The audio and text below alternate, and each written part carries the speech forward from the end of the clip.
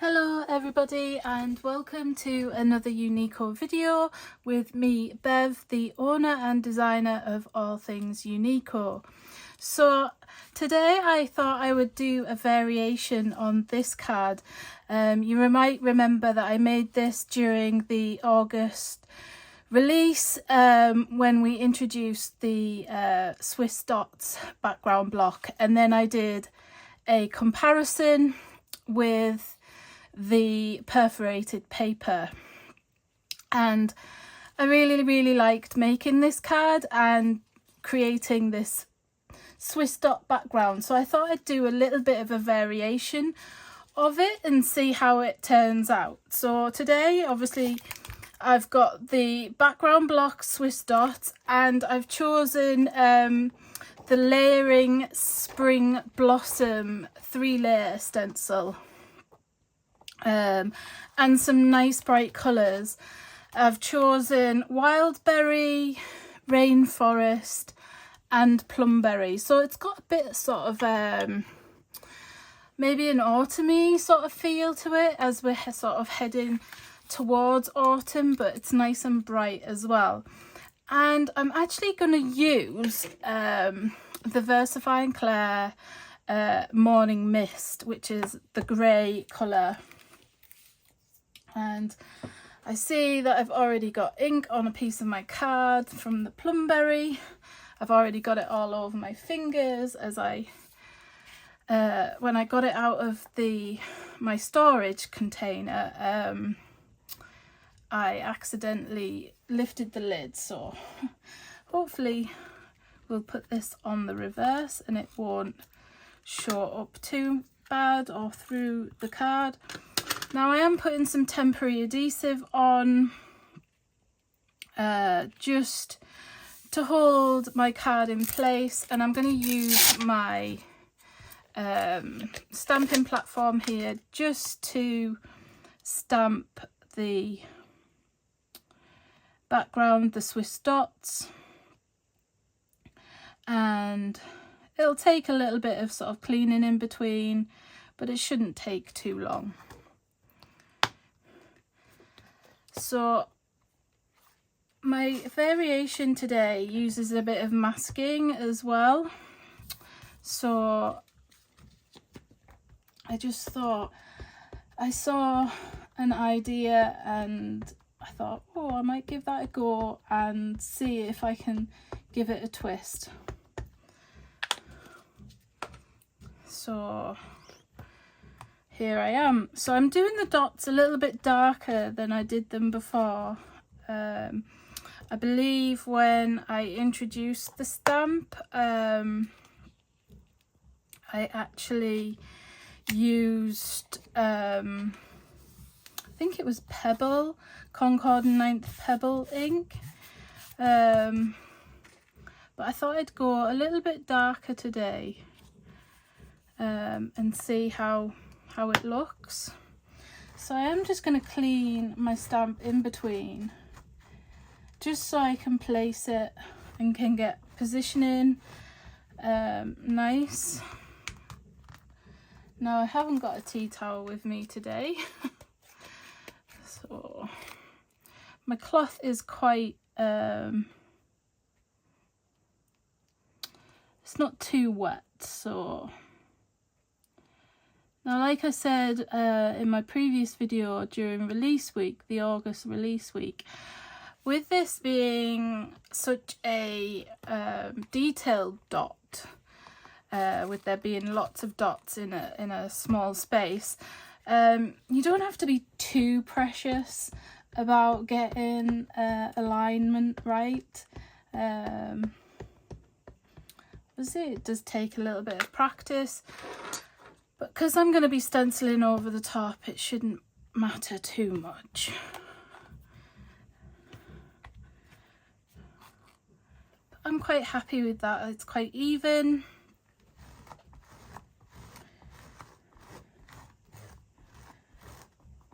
And I'm going to go ahead and I'm going to turn my piece of card round.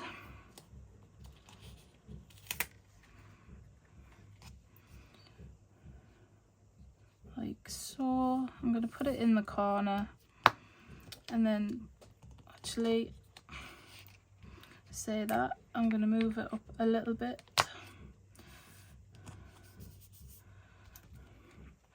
And I'm just going to do this end piece here.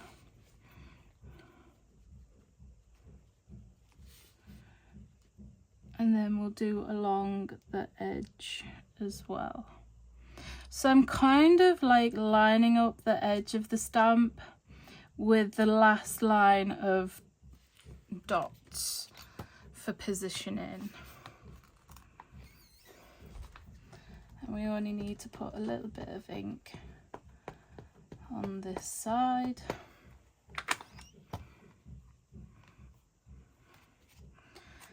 So as you might have been able to tell, I've pre-recorded these videos before I went on my holiday. So just a little reminder that although the website is open, orders will not currently ship until I get back. On Friday the 19th is when they will resume shipping. I have a restock of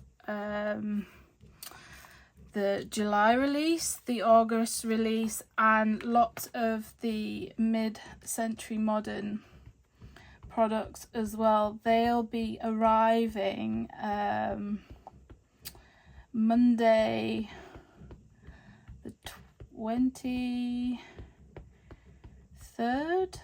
I think I've got that date right.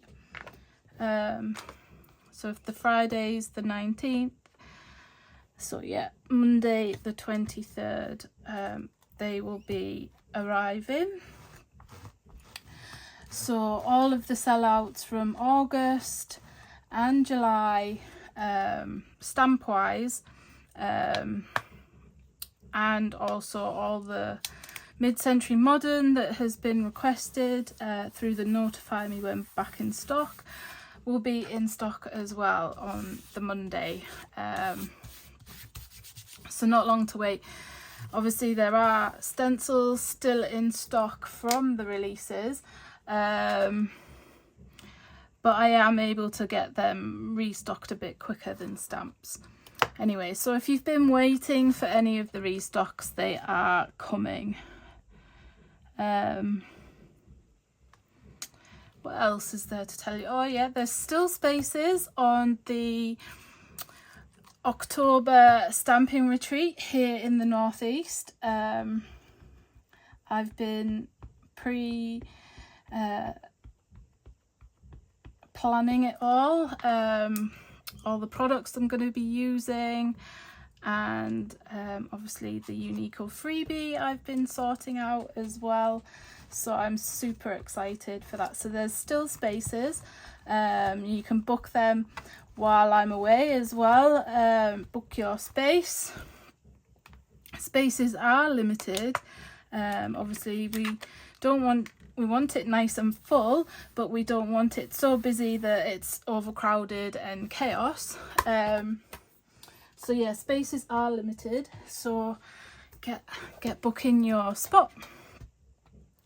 So I've stamped the background and I've brought out my magnetic board now, and I went ahead as well before I came on camera, and I used this Eclipse tape paper. It's like sort of the tackiness of a post-it note, and I went ahead and die cut a circle because what I want to do is I do want to add a sentiment, and I'm going to stamp it direct onto my card base as well. So I thought I'd mask off a section and then we'll work through the layers of the stencil. So I'm going to go ahead and place this first stencil. It doesn't matter what order you do them in, as long as you place them in the same position, sort of the same corner. So I'm just going to put a little mark, a little arrow here, just to remind me, because I do forget. And I didn't go ahead and get my brushes organised before I came on camera, so I will just get my brushes. I did do one thing right, and I found what I'm going to do, the dotty layer, this layer. There's always something that I miss, so I'm going to go ahead and do the plumberry. There's the ink on the side that's going to end up all over my fingers.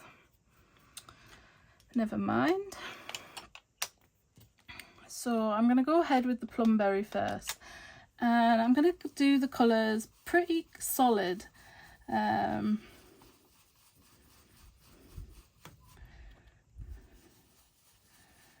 I want them quite strong, quite bright and cheerful. Obviously I don't need to do these ones that are directly under where the masking is. That one was hanging off a little bit there. And we'll just go ahead. This is a nice quick sort of stencil, I'd say. This came out earlier this year, I can't remember now. Was it April? Everything seems to be blending in together. So there we have the plumberry, and you can still see some of the dots peeking through, but they're not mega visible, but they are visible. And then we're going to go ahead and do the next layer. Now I do want to do the leaves a different colour, obviously green. So I might just make sure I've got another brush just in case. So I'm going to go in with the wild berry now and do the little flowers.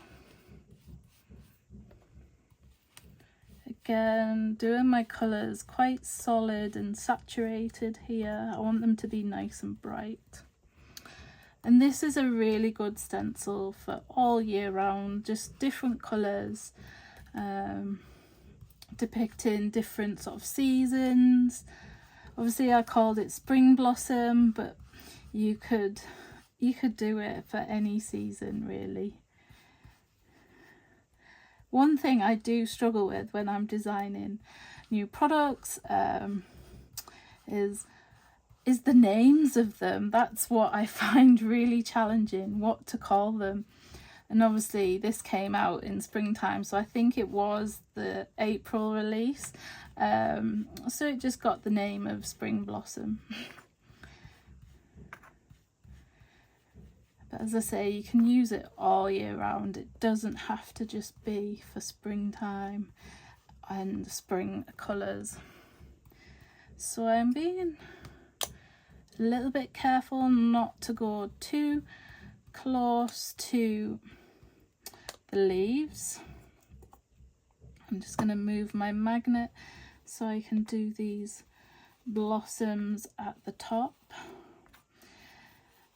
And what I am actually going to do is, normally I don't bother, but I am going to this time, I don't want the colours sort of like transferring too much, so I am going to lift the stencil up and clean it before I go ahead and do the leaves. So I've got my little arrow here, so it'll remind me where I've placed it, so it shouldn't be too hard just to get it back in the right place. And I've just got a damp cloth here that I keep on my desk. It's just one of them microfiber cloths, and I just use it for when cleaning stencils in between and stamps. And I haven't got a tea towel, so I'm just drying it off on my clothes. If you've seen me at shows, you'll see that I often use my apron to dry. So I'm just lining it up where it was, and put my magnets back down, and we'll go in with the green. So I've chosen Rainforest. It's got a sort of a tealy tint to the green, and I really like it. It's one of my current favourites. I've used it a lot recently. I think it pairs really nicely with the plumberry and the wildberry. So I'm just trying not to get the edges of the flowers, just being careful where I'm inking. So I'm sort of like smooshing it so I don't go too close to the flowers. Obviously you can add as much sort of detail and whatever as you like. You could have gone in with 2 different shades of green there for a sort of 2-tone effect. And then the only layer left, and I'm really loving that, it's got a completely sort of different feel to it than the other one that I did with the picked posies and the softer sort of colours. So now I'm going in with the dotty layer. So I thought, well, how am I going to get the dotty layer to sort of stand out when I'm doing it on dots already? Obviously you don't have to do this layer. There's no rules to say that you have to do all the layers, but it got me thinking. And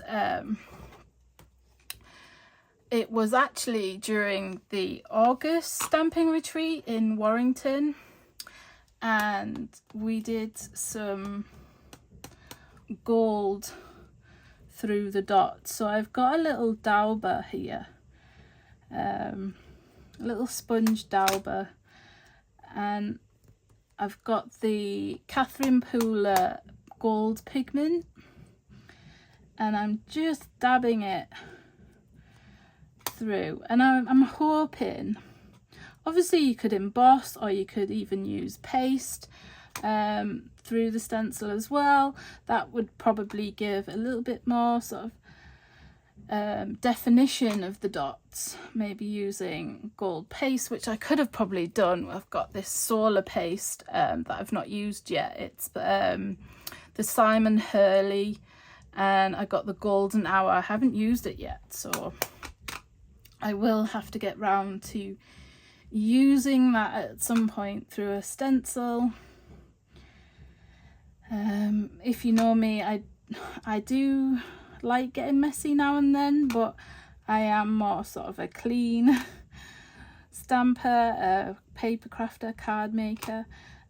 So sometimes the thought of using paste just doesn't appeal to me some days. So I'm just sort of dabbing quite hard into the dots, and we'll see how it looks at the end when we lift it up. And one thing I didn't really think about was the sentiment that I wanted to use. I didn't get that far. I've been very sort of like hooked on the everyday sentiments.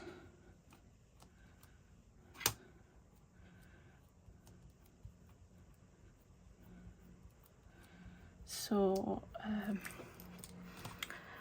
but with it being quite dotty, I want something a little bit more solid. So I think I've done all the dots there. I'm going to lift this up, and that doesn't look too bad. So I'm just going to use my little pokey tool here just to lift this off. And there we sort of have the semicircle. It's not mega defined, but it's a nice gap for our sentiment. And I'm going to use my stamping platform to stamp the sentiment. Sometimes I find I slide a little bit on the magnetic board. So we will take this out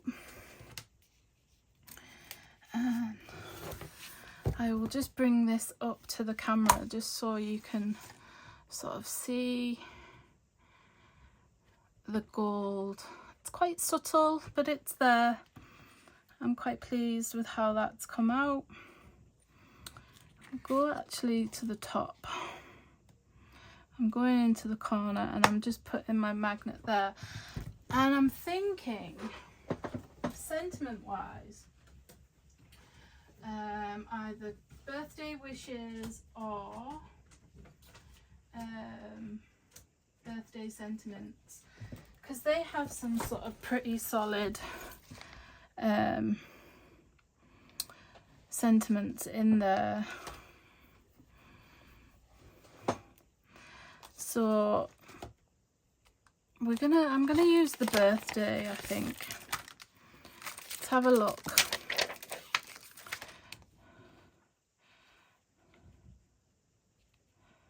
So birthday fits quite nicely in there, in that sort of gap. And then we'll use the smaller happy as well. And we'll see how it comes out. As I say, I had an idea. I thought I'll give it a go and see how it comes out. And thought I'd video it at the same time. So I am going to use black. I've got the Nocturne Versifying Clair, because we do want the sentiment to stand out a little bit more against them dots. And another reason for using the stamping platform is in case you need to repeat stamp for any reason. I am going to repeat stamp even though it's come out pretty good, just so it is nice and solid against them dots. And I'm pretty pleased with that there, and it fits nicely in that gap. Maybe I could have changed the angle a little bit, but I'm happy with that. Just clean my stamp off so I don't get it all over my fingers. Move that out the way, and then we'll get the little happy. Now this might, do you know, I'm gonna use the happy out of Everyday Love. Just, it is a little bit bigger. I'll just show you the size difference, but it is the same font. So there, you see the size difference is a little bit bigger, but then not too big. And I'm just gonna go up the top here.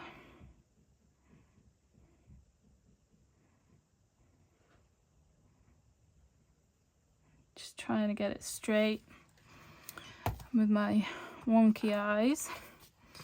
And again, just go in with the black.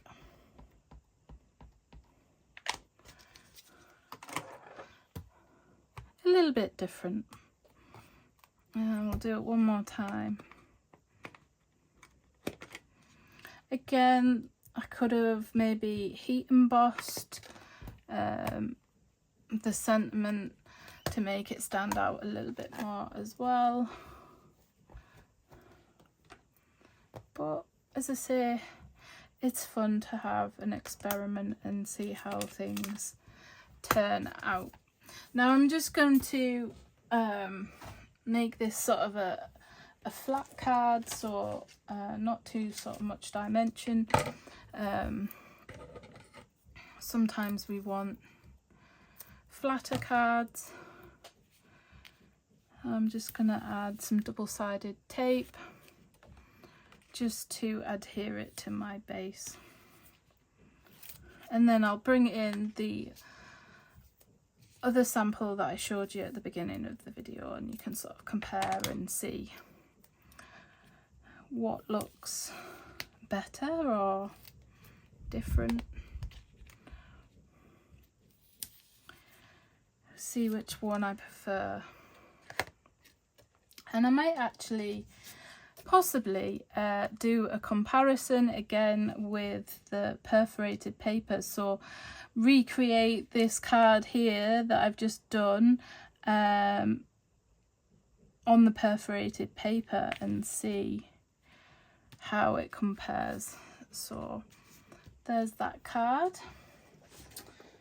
and that is the one I made during the August release.